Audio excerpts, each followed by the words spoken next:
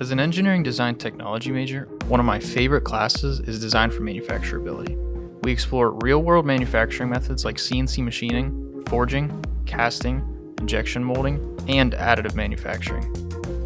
Using software like SolidWorks and Fusion with CAD and CAM functionality, we learn how virtual designs become physical parts.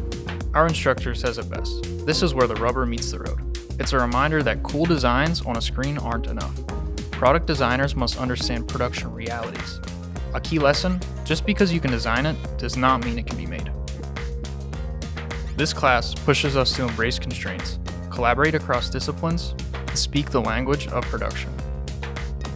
It's all about balancing creativity with feasibility, and I love that challenge. Thanks to a course like this, I'm getting hands-on experience, becoming a more well-rounded designer, and gaining the confidence I need to hit the ground running in my dream job.